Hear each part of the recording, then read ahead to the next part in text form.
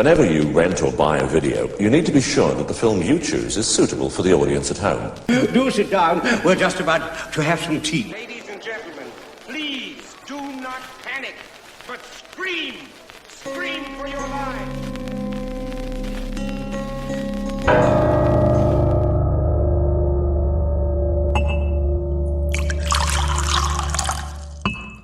Hail weirdos, the kettle's boiled. Welcome to Tea for Terror, where we take a favourite horror film and dissect it over a nice cup of tea. I'm your host, Andrew Graves, and my guest today is here to tell us that something is rotten in the state of Denmark. Welcome, Ari Lehman. How you doing, mate? Thank you. Thank you so much, Andrew. That's right. It's me, Ari Lehman, rhymes with demon, the first Jason Vorhees from Friday the 13th. How do you like that? Yes, and I'm ready to go. The readiness is all, Andrew. Absolutely. Well, you know, it's a thrill, you know. It's weird, you know, because I kind of got to know you through, obviously, we were, I won't mention the magazine because it's not been announced yet, but yeah, I did an interview with you for a particular magazine that's coming up. I think the October issue, which we'll unleash. We'll talk about fairly soon when it's released. I'm sure it'll be unleashed fairly soon. But at the same time, I think you were the first one I interviewed, but I kind of got lined up a host of people. So I was interviewing a lot of people you probably know from the convention circuit. So it's like CJ and Derek Mears, you know, and Adrian, who was in the film you were in as well. So she plays Alice Hardy, obviously. So it's lovely how that, you know, people, you know, I'm just a lowly sort of freelance writer, but occasionally when you get to do stuff like that, you know, people say to you, what have you been doing in the last couple of weeks? Well, I've been interviewing various people from Friday the 13th film. Which is I've been interviewing Jason Vorhees. Exactly, yeah. So yeah, Vorhees is a very good fellow and all that. Who knew that he could speak? But it's lovely. It's really, I was really chuffed that you agreed to come on. It's absolutely, I think you know, in terms of when I was emailing you and stuff. And I know it's difficult to do it through email, but yeah, you just came across as a lovely guy, and I'm really interested in. I mean, we'll talk about it a little bit later, but I'm really interested in the idea of First Jason as well as the rock band, because there is this, you know, incredible marriage between, you know, as Alice Cooper constantly says, you know, the idea of this marriage between rock and roll and horror. It's always been there, and to me, you know, growing up, that was you know, it's a fairly common story, but I was very shy. You know, I didn't really have that many friends or anything like that. So for me, it was always my buddies, if you like. It was always comics, rock and roll, horror films. Oh, yeah. That was it. You know, that was it. You know, Twilight That was an amazing era to grow up too, you know. I mean, and every metalhead is a horror fan. Every punk loves horror. And so it is a wonderful marriage of genres. And wow, there's been so much development there from Alice Cooper all the way now. You have Ice Nine Kills, and every different song is about a different horror franchise. I was fortunate enough to appear with my band at For the Love of Horror in Manchester, England. And there was about 3,000 people at the after party where we played. And it was absolutely fantastic. What a thrill. And yeah, I mean, today, First Jason is setting off for Florida to do a show there. So we're always doing shows, and just the legacy of Jason Voorhees and the way that it's captured people's imagination is just fantastic, Andrew. So I'm able to kind of play with that mythos every day. And it's like each day is a new surrealistic adventure in horror. It's a lot of fun, and it's such a perfect name as well, because I mean, you know, obviously if you'd have been the second Jason, it wouldn't have worked quite as well, but you know, first Jason, it wouldn't be like the, you know, 3.5 Jasons down the line. You know, it's got a first Jason forever first. Yeah. Well, I love being the first Jason, and of course, you know, the most famous Jason is Big Jason. Yeah. But it's like being the baby King Kong or baby Godzilla. It's just a classic thing. but it has a fun spin to it. And frankly, I think that over the past, now it's going to be 45 years, for my brief amount of screen time, if you were to divide that by the number of people that I've scared in those decades, I think that I have a world's record for the most people scared in the least amount of screen time. Well, I think, Jason as a kind of bogeyman, I think it's fairly unique in the way that he has had such a development. If you look at Freddy was kind of set from that was Freddy from word go. He was just, that's it. Michael Myers, a lot, Ghostface, all these kind of iconic bogeymen from the 80s and 90s, they were set in stone really from the offset. Whereas Jason had this really odd journey, going from, the deformed kid in the lake to the almost like a scarecrow mask, sack wearing thing to the hockey mask. And to being this kind of like just killer on the loose, to being this, I was talking to CJ about this, but in Friday the 13th Part 6 with the Alice Cooper connection and all that and the 80s metal stuff, but him becoming this superhero, this super villain, if you like, this super powered villain, it's completely changed. Well, people sympathize with Jason in a different way than they embrace the other characters. And it's precisely the fans who have been such a key element in the exact transformation that you just referred to, Andrew. More than any other franchise, Jason Voorhees and Friday the 13th owe their character development to the input of the fans. Yeah. Indeed, the first Friday the 13th initially did not contain the final sequence where Jason jumps up out of the lake, pulling Alice Hardy into the lake, not succeeding in killing her, but at least, getting some revenge for his mother's demise.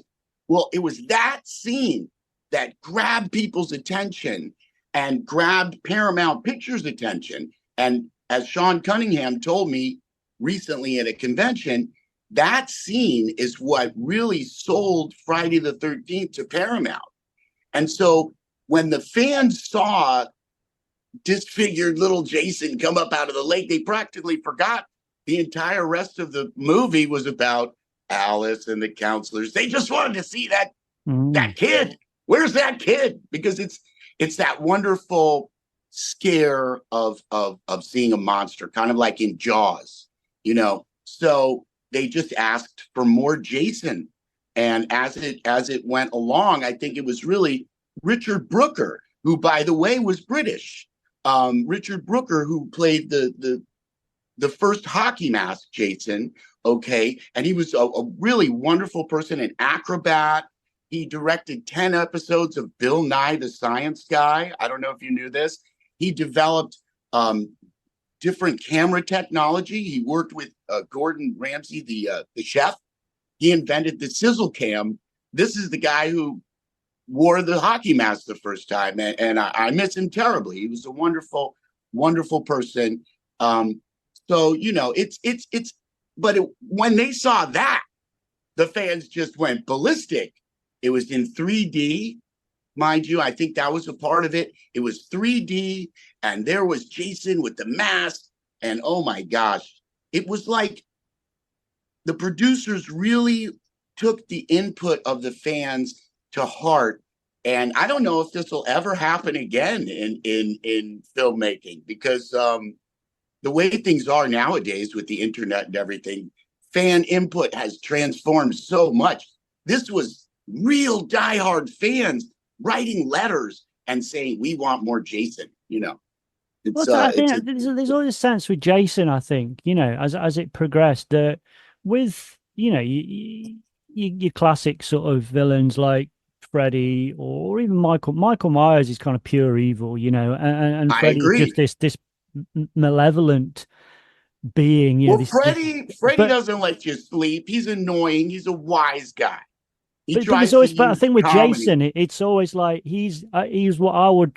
He's more akin to like Lenny of Mice and Men. He doesn't really know what he's doing. He's just. That's a great That's a great comparison. That's a great comparison. We feel sorry for Lenny. He didn't know what he was doing exactly. Now Jason knows what he's doing. The thing is, though, he has a moral compass. He has an ethical anchor, and that's his mother. Yeah. In other words, it's righteous vengeance gone horribly awry. So we can all relate to the emotion, the frustration, and see, here we have a connection to Hamlet, because he is the child who hears the voice of his dead parent calling him to revenge that will never, ever be requited. It's that feeling, like we can all relate to that kind of feeling of being betrayed.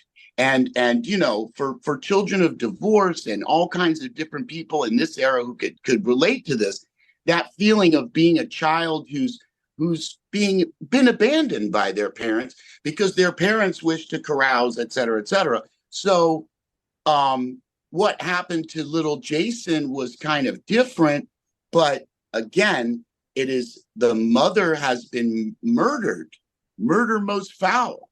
And here's little Jason trapped in the existence. Do you think, could he take arms against a sea of troubles? Would Jason kill himself if he could? Maybe. But just like Hamlet, he can't. So he's stuck in this cycle of revenge that, you know, I mean, it ends for Hamlet, but never for Jason. It's the Shakespeare play he never wrote. Romeo and Jason. I think, well, I don't want to, I'm not trying to take it like to a highbrow place or anything No, that. I know. Let me explain. I was, you know, had a day off and just was like, okay, what will I watch? You know, and up pops Hamlet. And here's Lawrence Olivier. And in 1948, he looks like Sting. I'm like, man, he looks like Sting. I'm like, what is this? So then I saw that Peter Cushing is in it. Oh, that was it. I said, Peter Cushing is in it, and I love his character, but his character, again, he's absolutely foppish and you know, preening, but he is Hamlet's death. If not for Osric, Hamlet would not die. So it's this funny kind of juxtaposition. Anyway, so I watched it. And I mean, do you want to get into that yet? I'm saying that it just blew my mind visually. Yeah. Well, I mean, very quickly. I mean, we'll get into it. But I just finish what you were talking about. I'm just no, it's fine. No, when I get a guest on for the first time, what I normally do is ask them, of course, what their starting point. How did you become interested in horror in terms of being a viewer as a kid or whatever? Because I've got very specific memories, you know. Well, when I was a little boy, I saw Boris Karloff in The Mummy, just on television. I must have been like 10 or maybe younger, and I was captivated. There was something about ancient Egypt and that whole idea that you know, that coming back from the grave and just his whole presence and just the way that he spoke, and I was just mesmerized. So then you know, I started watching the classic horror films. My dad kind of, you know, watched them with me, and I remember being at summer camp and saying, oh, you know, I love Dracula. My favorite is Bela Lugosi, and one of my friends said, no, Christopher Lee is the best. I said, who's Christopher Lee? You know, and so yeah, I remember distinctly. So what, you don't know Christopher Lee? You know, so we were having fun just as little kids, you know, learning about all that stuff, and then you know, we would even make little Super 8 movies and try to do Godzilla and all that stuff. So as a kid, it was absolutely a fun thing for me. Um, Also bring a Mel Brooks fan. I saw Young Frankenstein when it came out. Wow. So again, I just love that character of Gene Wilder as Dr. Frankenstein. And you know, Because so so it's done with love, and Mel Brooks. You can tell Mel Brooks loved Frankenstein and Bride of Frankenstein. I think, in fact, they used the remaining sets to film on from Bride of that's Frankenstein. correct. They actually, yes, that whole his whole laboratory was the actual laboratory, and yeah, I mean just the whole atmosphere, and obviously it's totally satirical, but as a kid, it gave again, it kind of underlined or reinforced my fascination with the classic horrors. So yeah, at that time I wasn't checking out the new horror films until Jaws came out. And now I lived right at the beach in Connecticut. And that's why I got in the movie too, because Sean Cunningham had his studio in Westport, Connecticut. Now, Westport, Connecticut is exactly like Long Island where Jaws takes place. Every day I would go to the beach and go swimming. And yeah, so my parents would go to the beach and eat a little picnic lunch, and I would go out in the water. And I had learned that my father was a bit, concerned about sharks because of the movie Jaws. So I would go out in the water and I'd be, the sharks have got me, and we would do this whole thing where like you take your foot, like it's the dorsal fin, and then drowning. And one time I scared my father. He was looking, Ari, So this was my acting triumph. That was my most difficult audience right there. Now, of course, every subsequent time we went to the beach, I would persist in doing this whole charade, and my father would eventually say, "Go, go, let those sharks eat you," And but when I got to the set of Friday the 13th, that's what I did. I just pretended that sharks were eating me. And if you watch the scene, the final moment where little Jason goes down for the in the flashback scene, you see my foot. My foot is the last thing that goes. And see, I had done that thinking, oh, is this the take? I don't know if this is the take, but I want to do the foot thing just because it's Jaws. And when they said, cut, okay, that was great, I thought, oh no, they're going to see my foot. I was very afraid, but they left it in the movie. So there it is. Yeah. So that was my little homage to Jaws. Well, I love Jaws. Jaws is one of my favorite films ever. It's just incredible. But I think, but also on a more negative note, bad PR for sharks. It's about 400 species of sharks, and about one, maybe two species will possibly hurt you. You got more chance of being killed by sand than you have sharks. True. It's No, yeah. I agree. I'm an animal rights lover, but I think that the thing that was cool about Jaws was that it reminded us how much we love a monster and a monster movie, because prior to that we had The Exorcist and Rosemary's Baby and Damien and The Omen, and just very heavy hell underworld.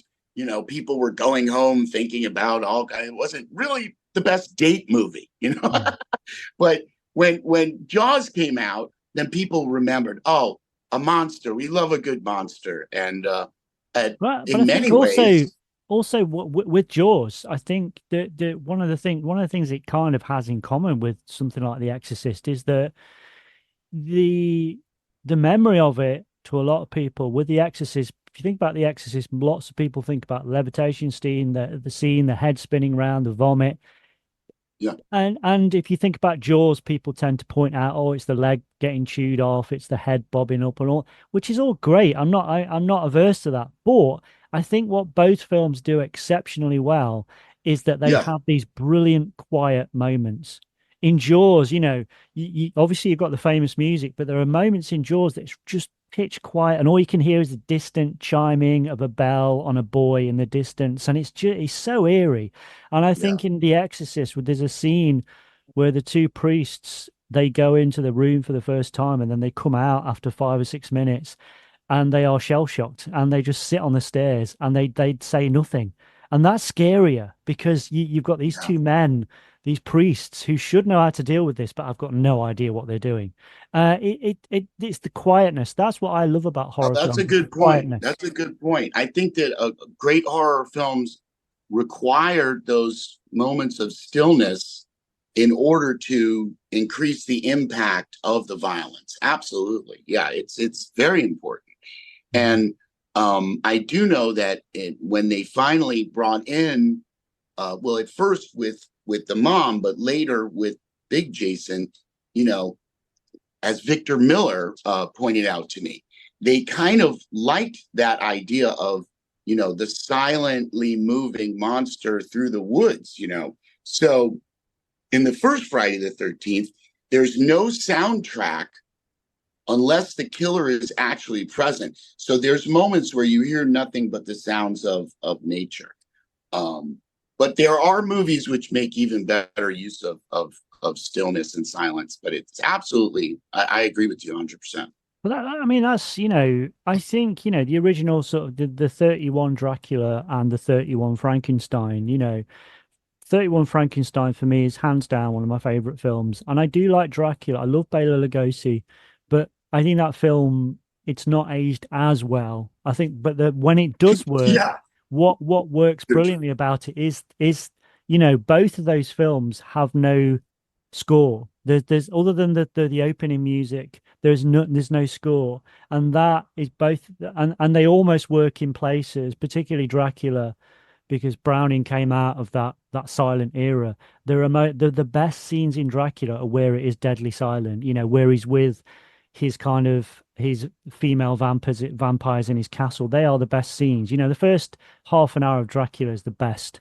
Yeah. I think, and I think it's the same with Frankenstein. It's not there's no music, so you can hear the soil thudding on top of the coffin and all that kind of stuff. It's brilliantly eerie. Yeah.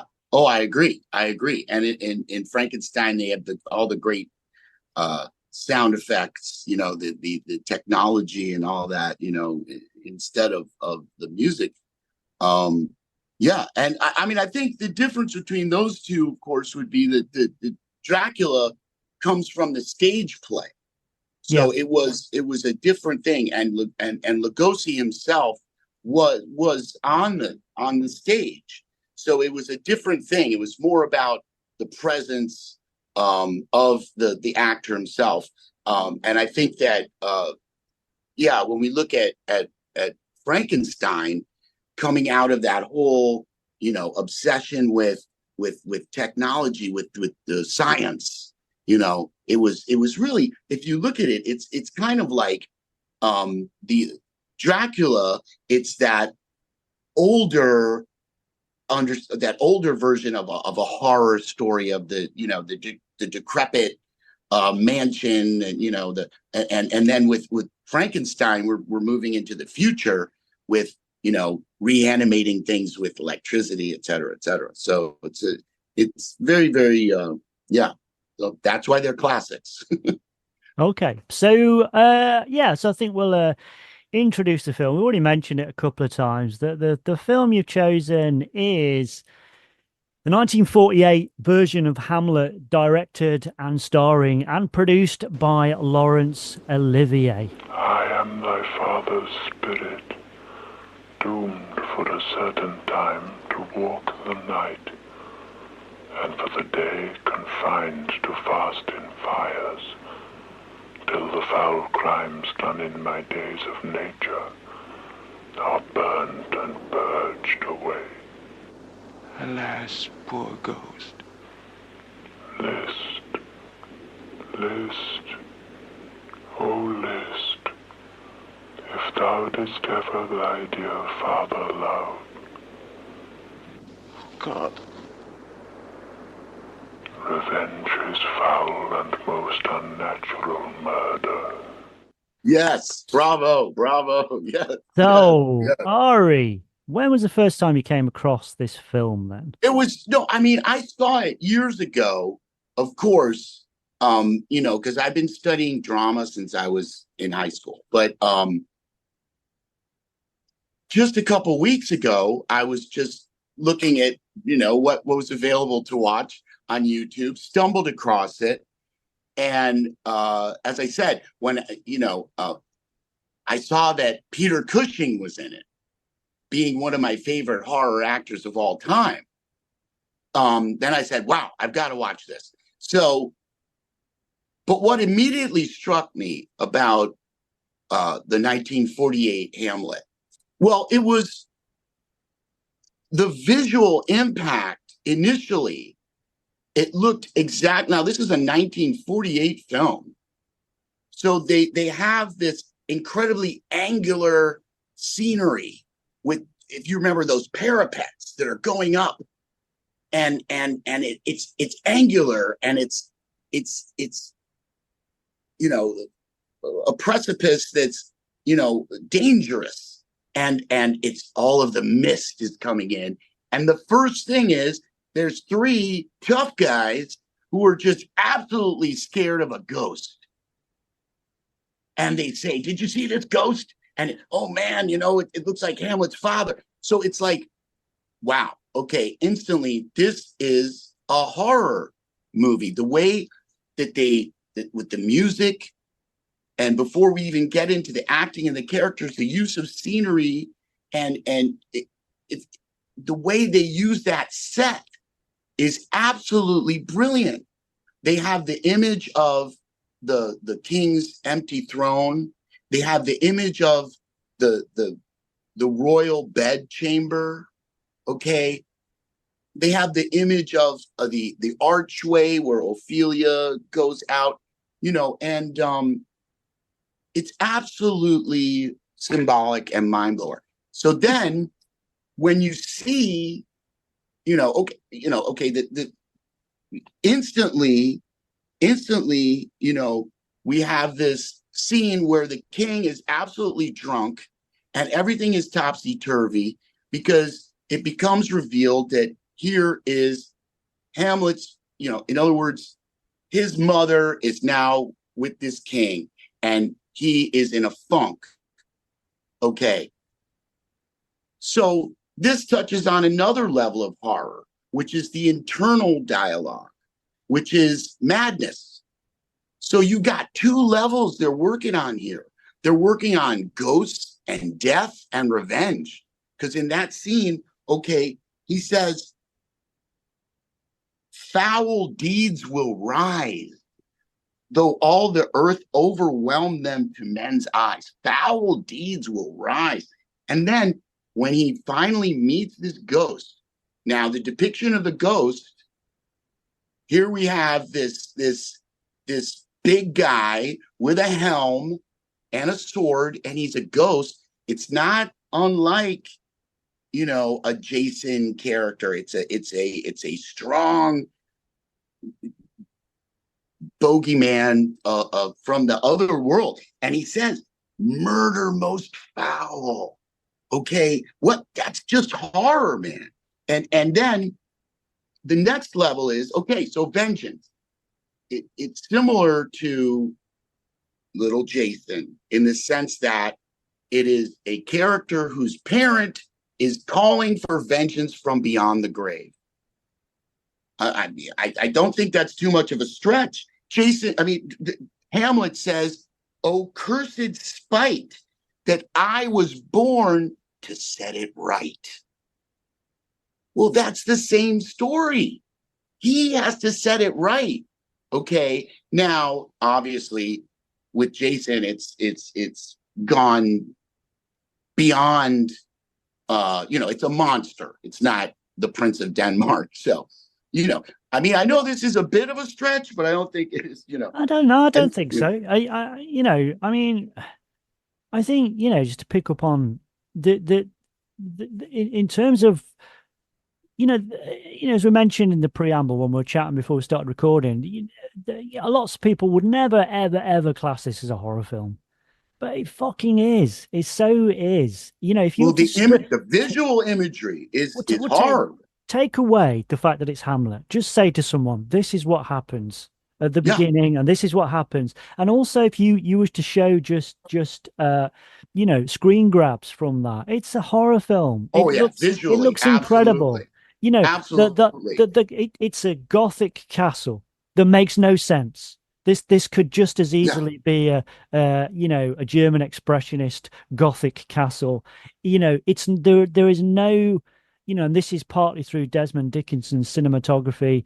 You know, Mhm. this is no, they're not even pretending to have any sort of reality. This is a complete dream state. This is not. It looks. It's very much a kind of very much darker version of sort of Powell and Pressburger. It's got that kind of. It just the geography, the location makes no sense. Yeah. You know, so you've Which got is a which is reference to Hamlet's mind. What dreams may exactly. come. What Yeah. dreams may come, you know? And then she, like, they even say lines like, when Ophelia sees he comes to her, she says, as if he had been loosed out of hell to speak of horrors. I mean, there it is. You know, so it's a horror movie. Okay, it's about death. It's a ghost telling you, it's your father's ghost telling you he's been murdered and that your mother is now sleeping with the murderer who happens to be your uncle. Okay, so that leads us to this next level of horror, which is Hamlet and the famous speech about suicide. Okay, so he says, and he's talking about death. Let's just say he's talking about death, the undiscovered country from which no traveler returns. What could be scarier than that? I mean, you look at how this play, it speaks of abstraction. It's very existentialist, and the way that they've portrayed it is it's absolutely perfect, I think. Had you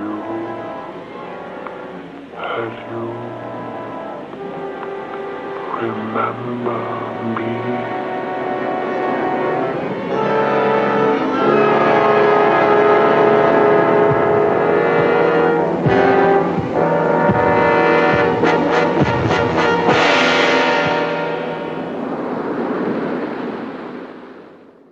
Okay, if there's a controversy, here is the line. Okay, 'tis now the very witching time of night, when churchyards yawn and hell itself breathes out contagion to this world. Now could I drink hot blood and do such bitter business as the day would quake to look on. I mean, is that like the scariest line you've ever heard? My God. That, I mean, and it's not just that, um, in other words, I think Olivier saw in the play this wonderful horror movie, and he probably looked around and said, wow, you know, horror movies are popular. Let's kind of take Hamlet off the shelf and make it more rough and tumble and give it, you know, I think that, you know, because as you go along, okay, you've got, like I said, Peter Cushing, who's verified British horror. You've got pirates. There's the pirates in this movie. Everything is missed, and then of Well, course poor Ophelia. the sea captain is also Niall McGuinness, who's in who is you know, in Night of the Demon. You know, so it's another horror connection. Christopher Lee has got a tiny role in this. Blink and you'll miss him, but he is one of his kind of earlier appearances as well. So there's I all didn't sorts of, know that. yeah. I I did mean, not know that. this Yeah, is and then you've got, of course, Ophelia's madness, you know, is a young maid's wit as mortal as an old man's life. That's the other layer. Okay, madness. Then death. Okay, he comes back. The only character that makes any sense and has wisdom is the gravedigger. The priest makes no sense whatsoever. The gravedigger makes sense. And then he's holding a skull. What could be more freaking horror than I'm holding a skull? I mean, except for what happens later when Laertes jumps in Ophelia's grave and holds her body. But back to the gravedigger, he then says these great lines about, Yorick, who had been the court jester. And it's an amazing moment. And of course, it's an amazing moment in literature. But I think that Olivier has brought it to a place that modern audiences could appreciate and have fun with. Well, what I mean, that I'm not a Shakespeare aficionado. I know I'm supposed to be because I'm British, but I'm not. No. I like what I like, but Me neither. But I think that line, obviously, alas, poor Yorick, I knew him Horatio. That's a really famous line, and it's kind of hammed up by most people, and it's a kind of throwaway. But when, and I'm not being pretentious, but when Olivier delivers that, it's so believable. It's brilliant. Alas, poor Yorick, I knew him Horatio. It's just like It's literally conversational. It's really, really good. Because it's weird because Olivier, to me, this is odd because I don't know if this was the same in other countries, but I know in this country it was kind of, me growing up in the 70s, it was almost like if you said to someone who is the greatest actor in the world, you kind of had to say Olivier. You kind of brought up to say that. But really early Olivier, like this time period, and his whole look, you can see why Sting just modeled himself after this guy. And when you mentioned Horatio, did you notice whoever plays Horatio looks like Peter Gabriel? Just a good. So what did he? I think this movie had a lot of effect on young people at the time too, because it was just so brave, and then he gets to the point. Which is what? The point is, and there's one line that's not written by Shakespeare, and Olivier says it at the beginning. He says, this is the story of a man who could not make up his mind. Mm. So he shows that the horror of indecision, he can't make up his mind to kill himself. He should have killed the king when he had the chance, but he couldn't do it, and then if not for poison, none of these deaths would have happened. Venom, do thy work. What an amazing line. Fell Sergeant Death is strict in his arrest. The rest is silence. I can't. I mean, obviously, that's about death and madness, which is a topic, both topics that could be the most frightening topics to confront our own death and contemplate our own death could lead us to madness. Okay. And madness while we're alive and not being able to take vengeance when you have to. Okay. It's just, and then you compound that with as you said, the fantastic photography, all of the mist, the ghostly images, even the way they do that scene whenever the ghost appears with the special effects that are so, simple and 1948, but effective. This is the thing that frustrates me, and again, growing up in Britain, and I'm sure it's obviously the same in a lot of other countries as well, but we are in school and everything, we are beaten over the head with Shakespeare. You're supposed to like Shakespeare. You have to like Shakespeare. It's brilliant. And you're just told to like it. And invariably, at school when I was growing up, it was taught really badly. We'd be sitting there and you'd have like the textbook in front of you. You weren't seeing it in action. You were just trying to make your way through this dense text as a kid. Right. Yeah. It's just like, but all they fucking had to do was put this on, and I'd have been absolutely hooked. It's incredible. It's Good incredible, point. this film. This Good is point. Because the this is horror, Frankenstein, it's Dracula, yeah, it's thank everything. you. Exactly. And horror is the great device, as we were talking about when we did the interview. So many great traditions that are considered to be, the great tradition of literature, the great opera, all the mythology, all the stories. You look at the Hindu mythology, which is like, oh, they're talking about peace, but in the Bhagavad Gita, it's a story of a man standing between two armies, and they're about to go into battle, and he says, I can't fight them because that's my uncle on the other. He has to go into battle and kill his family members. Krishna doesn't turn around and say, don't do that. He says, no, you must. In other words, we have to face, our destiny, which is, and if, I'm just saying that as a device, using horror and using violence, I guess that's what gets people's attention. Sex and violence, it definitely works.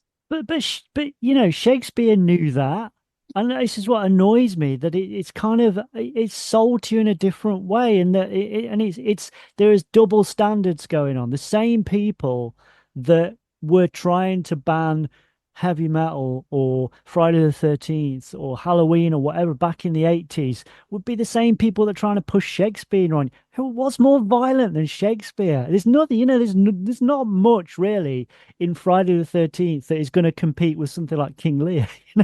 It's there already. One of my favorite films is Theatre of Blood with Vincent Price. Oh, I love And that movie. yeah, and he reenacts all of this stuff, but all he's doing is taking stuff from classic literature. He's not Yeah. embellishing this. Oh, I love that one. Oh my God, that just his character and when he falls into the Thames and all of that. Oh my God, It's what a incredible. great, what a great movie. I love Dr. Phibes and both Dr. Phibes and Theater of Blood. Wow, wow, wow. Yeah. And I think yeah, we see, of course, Vincent Price there as championing this whole thing. And yeah, why would we when we try to make it too academic, and then we're there's no point in it. Because I mean, you go Because back to it's always about the it's always Greek. about gatekeepers. It's always about people trying to keep it their thing, and that's not Look at what the it Greek is. plays. I mean, my God, there's absolutely some of the most disgusting Oh things yeah. in those ancient Greek plays where like a father ends up eating his son, so yeah, I think the thing is to drop all those pretenses and drop our preconceived notions on both sides. People should look for, you know, these factors in high end literature, but also from the other standpoint, you look at some indie horror films and there are some gems that really stand out. And you say, wow, this is a labor of love. And people have gone, out of their way to make something that everybody really loves. So, I think in one way, we're underestimating all of the great horror out there just, because it's called horror and it's in that genre. But then we're not seeing clearly how horror is just absolutely permeates what we define as great literature and even religious scripture. My gosh, you're talking about Pillar of Salt and just Cain and Abel starts it off. I mean, my God. So Well, I I think always that, say, yeah. because I come across people that are not into horror films at all, and it's a free country, whatever you can do whatever you want, but I always kind of challenge them a little bit. Not, I don't have a go at them, but I always challenge them and say, well, it's a little bit like saying you don't like music. The world of horror is so broad. You've got everything from this film, from Hamlet to something like the Human Centipede. I get why some people wouldn't like certain elements of horror, But to say, or they'll say, I'm not gonna like, I don't watch horror because it upsets me. Okay, fine. But my always, my, my approach is, well, would you watch Schindler's List? What's more outrageously Sure. violent than Schindler's List, or The Passion of the Christ, or all of these Well, kind of films. well, like if you look at Disney films, right?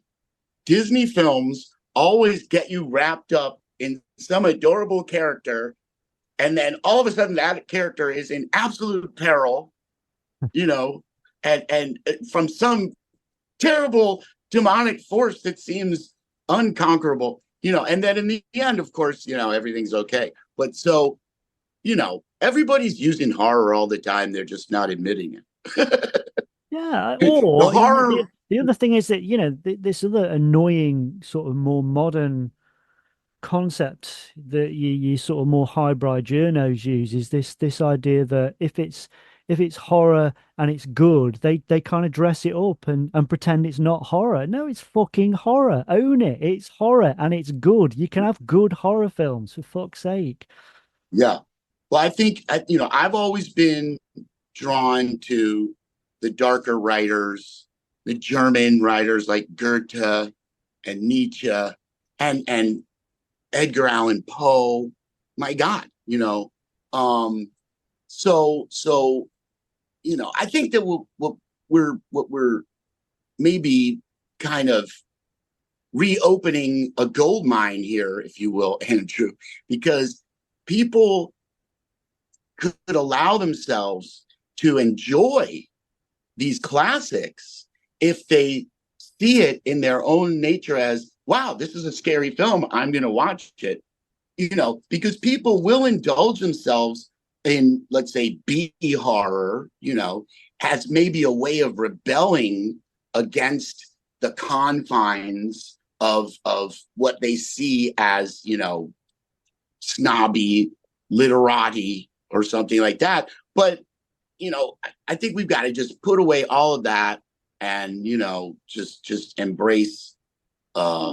I mean, scary stuff. I always use the example of you look at, beginning of the 90s, you got Silence of the Lambs, which most people sort of saw it, oh, well, it's a psychological thriller. No, it's not. It's a gothic horror film. For God's sake, Mm, this lunatic is locked up in a dungeon and he eats people. How is that yeah. not a horror film? For fuck's sake, come on. Oh my God. Absolutely. Well, the Silence of the Lambs, that house, as a matter of fact, you can visit that house. I thought you were going to say Okay. you live there.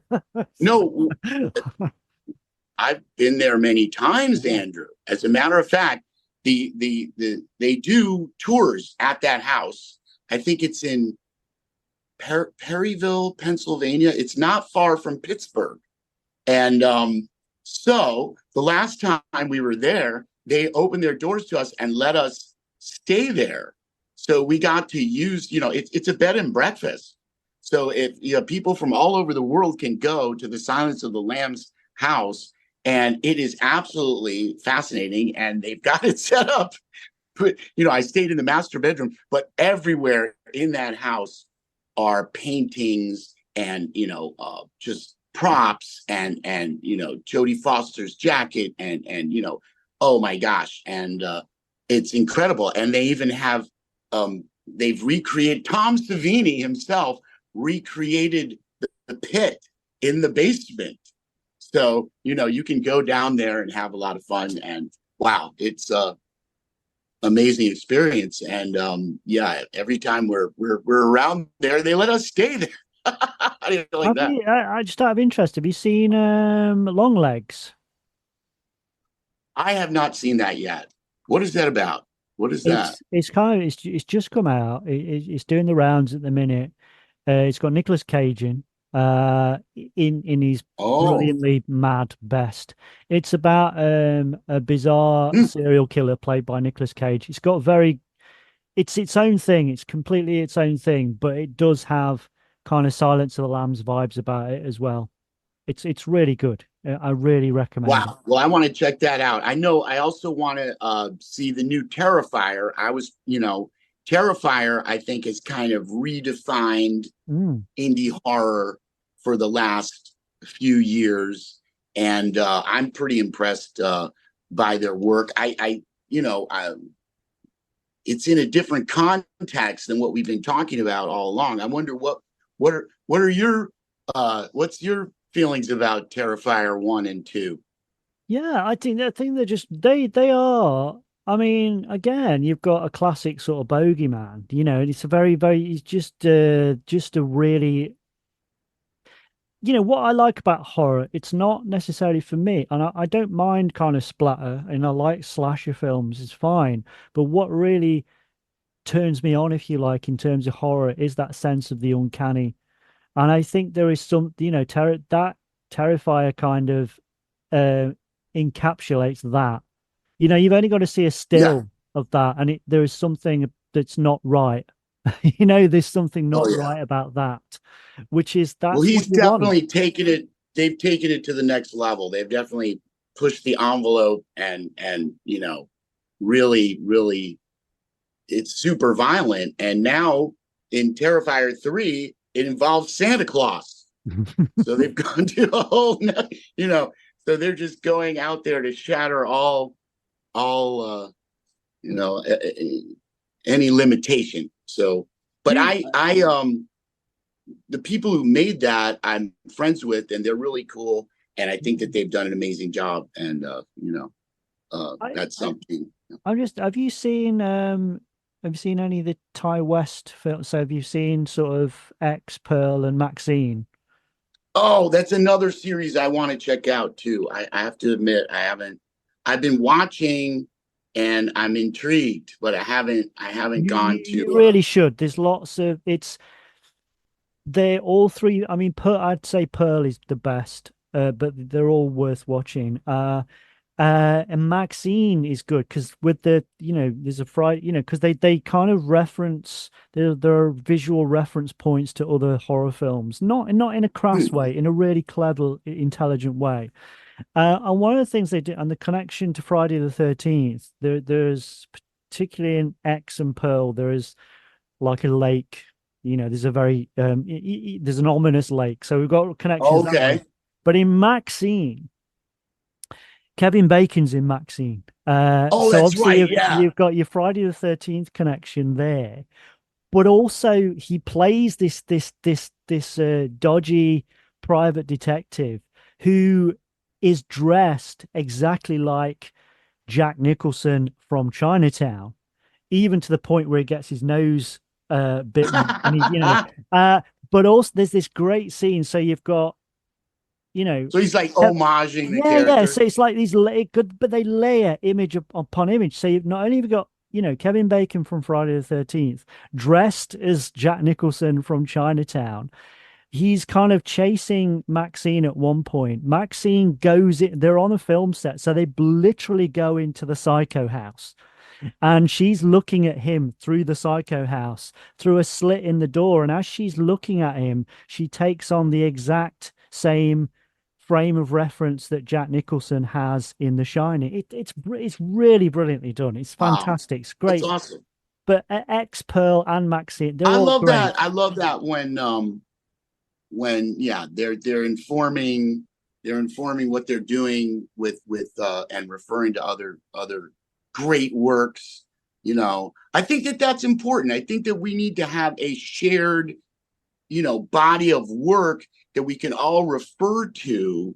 Do you know what I'm saying? Because that expands the ability to communicate deeper ideas and to go to another level.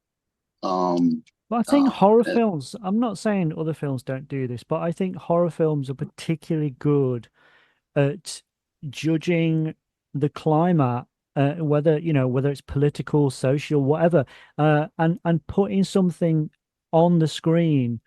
And because it's heavily disguised with your kind of horror theatrics, I think horror films often get away with things that other films don't. Because it would, other films, if you were to put it in a real situation, it would look too on the nose and too. But horror films, stuff like Jordan Peele does really well is that there are, they are very political in one sense, but because the horror on the surface is done so brilliantly, even if you ignore the politics, even if you don't pick up on the politics, they are still really good. It's Well, that I saw Get layering. Out. I thought that was an absolute masterpiece. It It is. seemed to me like he put so much thought into that, and there's so much subtlety and so many layers. And the thing with the teacup and the spoon, oh my God, just wow. That's the kind of horror movie that I do prefer. In fact, It's because it's an insight into someone's mind and how they were grappling with horrible injustices, and just the impressions that you get. I think that as a director, we haven't.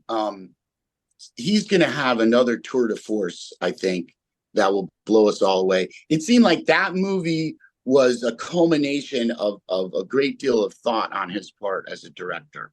And I like all his work. I like his comedy and everything too. But, it brings into context, what's the future for Jason?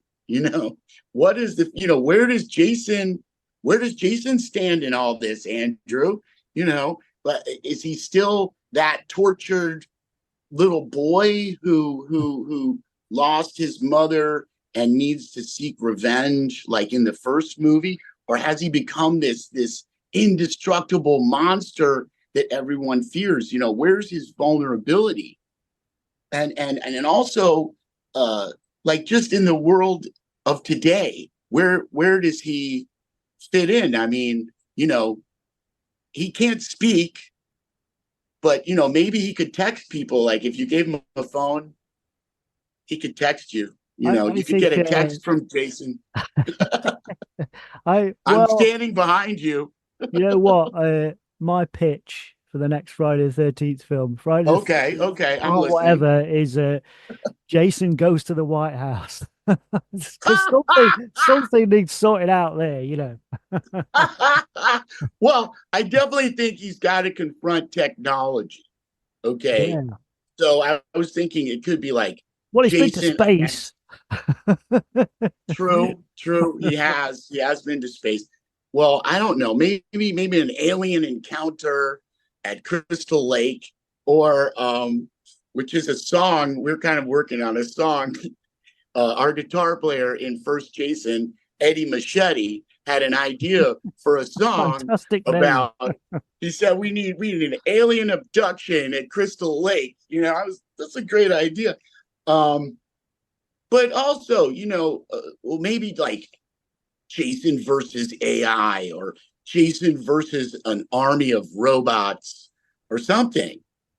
Who knows? I had kind of an idea, like a Westworld concept, like it's in the future, and people forgot Crystal Lake and Camp Crystal Lake, but they've built this kind of fantasy reality park in that area. So Jason kind of starts wandering in, and first he rides in on a horse and he has to deal with the Wild West guys, and then he goes into samurai Japan and he has to kill the samurais, and then it's a techno world where he's in the future, and then the final world would be he has to kill off Michael and Freddy and Leatherface.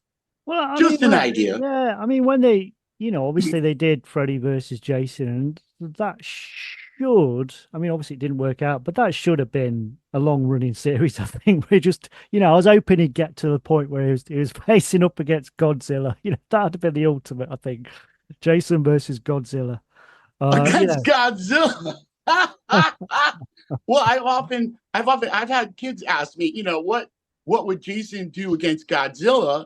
And it's obvious, Godzilla would eat Jason, and then Jason would just hack his way out of Godzilla's stomach. that's the meeting point there. but who knows? I mean, as we do know, there was going to be a Friday the 13th TV series. Honestly, I'm kind of relieved that that's been put on hold, because I think that Jason and Friday the 13th is more of a feature film format, if you will, because, on a TV series, like wonderful TV series like Stranger Things, okay? Stranger Things, it's an unfolding of a story. It's a mystery wrapped in an enigma, wrapped in Winona Ryder figuring things out. And, finally it dawns on us, the Russians are under the city, But in Friday the 13th, it's pretty much like, who killed these people? It was Jason. So every episode, would it be, well, episode 1, who killed these people? It was Jason. And then the second episode would be, oh my gosh, all these dead people. Third episode, so it just doesn't seem to me like the kind of fun that people love in a Friday the 13th would work well in a TV series as much as in a new feature film. Well, I was chatting to the director of Friday the 13th Part 6. Tommy, yeah. Yeah, and he had out of anybody I've kind of spoke to about this, he had some really good ideas.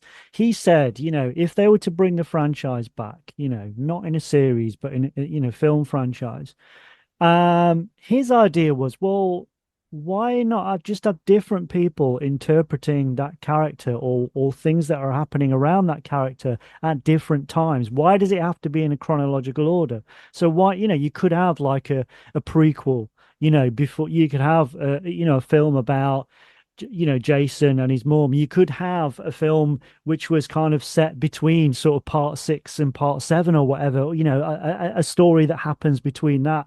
There's all this, his idea was to just, like, let's do an angle. This one might not even be about Jason. It might be about a character related to that.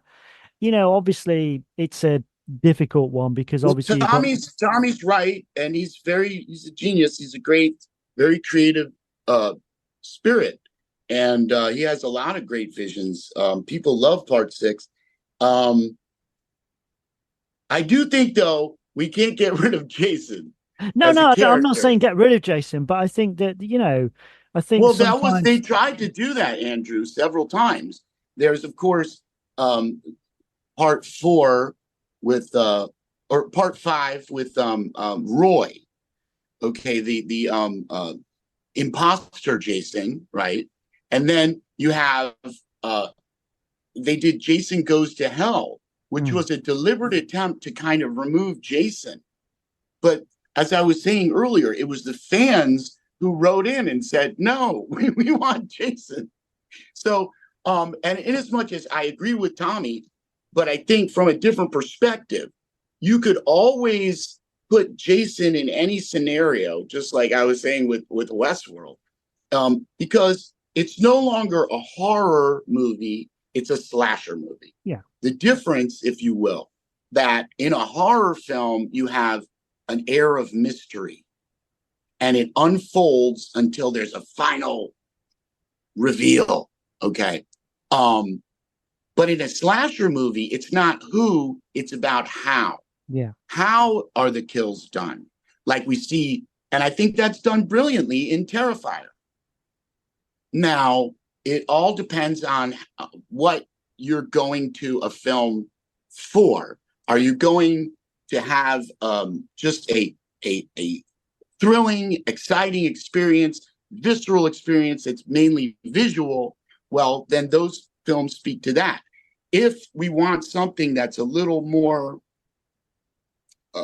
layered, I think that then that's where horror movies do a better job, in my opinion.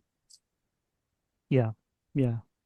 I guess the example, it didn't work out at the box office at the time, but I know fans love it now.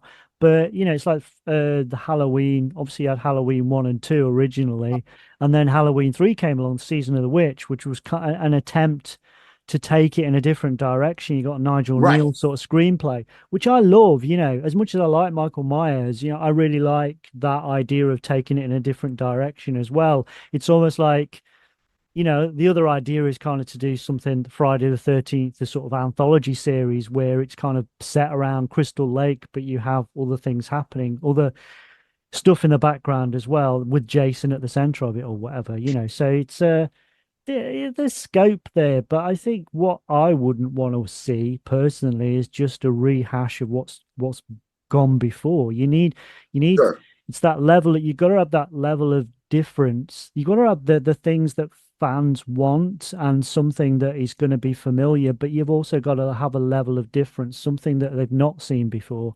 Otherwise, what's the point, No, you're right. Absolutely. There needs to be a new concept, something that will be a surprise and a big reveal.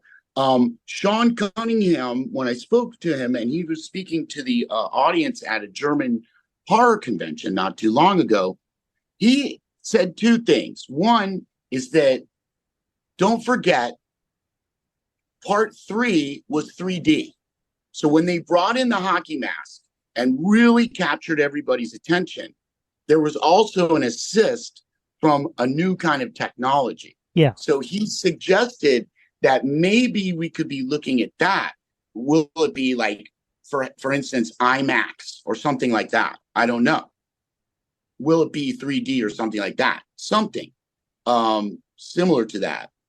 I'm not sure. But the other thing that he said, which I think is very revealing about Friday the 13th, is that initially, okay, Paramount Pictures passed on Friday the 13th because it did not contain the final sequence.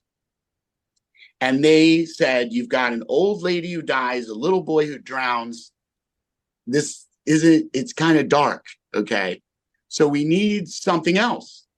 And it was 3 months between, like, I went home in the summer of 1979 thinking, well, this is over. I'm a kid who drowns in a movie. But they called me back in October and said, we need you to come back to the set. And I said, what am I going to do? Just lie on the beach because I'm dead? But Sean Cunningham said to me, no, you get your revenge. So when that was finished and Paramount Pictures, they tested it with a special audience, and the reaction was so visceral that they knew immediately they had a hit. People were crying and screaming at them. And so they, with that final sequence of Jason popping up. So they released Friday the 13th in 800 theaters across the country on the same day. So perhaps a lot of the success of Friday the 13th is in many ways owed to that decision, that it was a decent film with good writing and an exciting story, if not, one that doesn't have some holes in it. But when they distributed it in 800 theaters, it just got so popular through word of mouth, especially because of that final sequence where Tom Savini and Sean and Victor and everybody came together, and director of photography Barry Abrams was very important there too, where that final sequence just captured everybody's, because they knew that if they didn't, do something dramatic, they weren't going to get it across the goal line. So I think that they really put their all into that final sequence, and it worked. So I guess what I'm kind of alluding to is that maybe it's not always in the storyline or in, specifically the tale they're telling, as much as just brilliant distribution, honestly. Wow. So who knows? As long as the next, you know what I'm saying? In other words, as long as they come up with a good story. Yeah. And it gets damn good distribution, we'll be fine. Well, we're running out of time, unfortunately. So it just kind of remains for me to say, I mean this from the bottom of my heart. Thank you for coming on. Really, really, Oh, thanks for thank taking you, time Andrew. out of your talks. I know you're busy touring at the minute, so thanks for taking the time out and coming on. It's been an absolute pleasure to talk to you about Hamlet and Friday the 13th and all that kind of stuff. So honestly, really, thanks so much, Ari, for coming on. You too, Andrew. Cheers. Thank Hope you. to meet again soon. Yeah, if you come over to Jason. the UK, hit me up and we'll try and Oh, sort we'll be something out. there. We'll be Yeah, there. yeah. Jason never dies. Thank you. So remember to call round next time. Make yourself at home. You look like you're dying for a nice cup of tea for terror. And remember, my friend, future events such as these will affect you in the future.